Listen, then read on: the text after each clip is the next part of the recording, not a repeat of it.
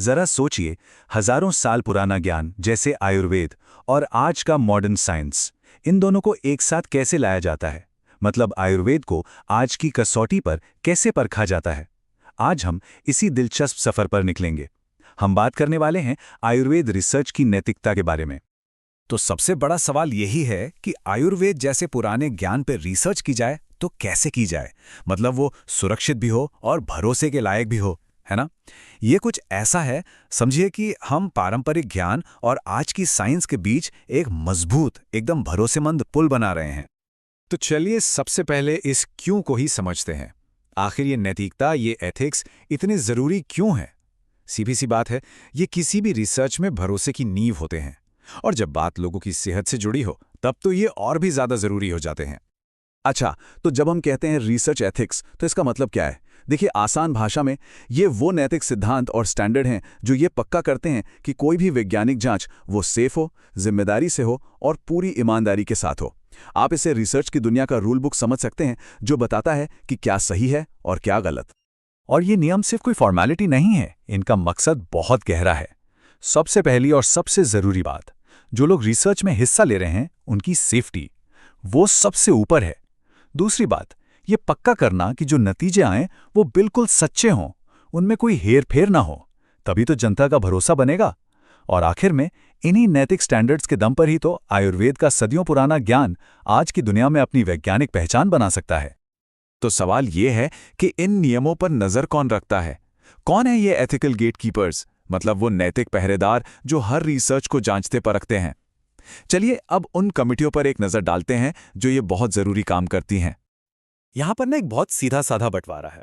अगर रिसर्च जानवरों पर हो रही है तो उसकी निगरानी करती है IAEC, यानी इंस्टीट्यूशनल एनिमल एथिक्स कमिटी। और वहीं अगर रिसर्च इंसानों पर हो रही है तो उसकी देखरेख की जिम्मेदारी IHEC या IEC, मतलब इंस्टीट्यूशनल ह्यूमन एथिक्स कमिटी की होती है। और पता है सबसे बढ़िया बात क्या है? इन कमिटियों में सिर्फ साइंटिस्ट नहीं होते, बल्कि डॉक्टर, समाज के लोग और आम नागरिक भी शामिल होते हैं, ताकि हर पहलू से चीजों को देखा जा सके। चलिए मान लीजिए रिसर्च हो गई, एथिकल मंजूरी भी मिल गई, नतीजे भी आ गए, लेकिन अब क्या? अब आता है कहानी का आखिरी और शायद सबसे जरूरी हिस्सा। इस रिसर्च को, इस जानकारी को पूरी दुनिया के साथ जिम्मेदारी से शेयर कैसे किया जाए? देखिए, किसी भी रिसर्च का भरोसा ना इन 4 पिलर्स पर टिका होता है। पहला है पीयर रिव्यू, मतलब उसी फील्ड के दूसरे एक्सपर्ट्स आपके काम की जांच करते हैं ताकि कोई गलती ना रह जाए। दूसरा, फुल डिस्क्लोजर, यानी हर बात साफ साफ बताना, जैसे कि रिसर्च के लिए पैसा कहां से आया। तीसरा है प्रॉपर साइटेशन, आसान शब्दों में जिसका काम इस्तेमाल किया है उसे पूरा क्रेडिट देना। और चौथा, ओरिजिनलिटी, मतलब आपका काम एकदम नया और असली हो, कहीं से कॉपी किया हुआ ना हो। तो कुल मिला के बात यह है कि यही नैतिकता, यही एथिक्स वो पुल है जो हमारी परंपरा को भरोसे से जोड़ता है। सच तो यह है कि इन नैतिक सिद्धांतों के बिना आयुर्वेद का इतना गहरा और पुराना ज्ञान आज की वैज्ञानिक दुनिया में वो जगह और वो सम्मान हासिल ही नहीं कर सकता जिसका वो हकदार है। और ये एक बात इस पूरी चर्चा का सार है। देखिए, हमारा लक्ष्य आयुर्वेद को बदलना नहीं है, बल्कि आज की ईमानदारी और सच्चाई के साथ उसे वैलिडेट करना है। ये समझना है कि कोई चीज कैसे काम करती है, क्यों करती है।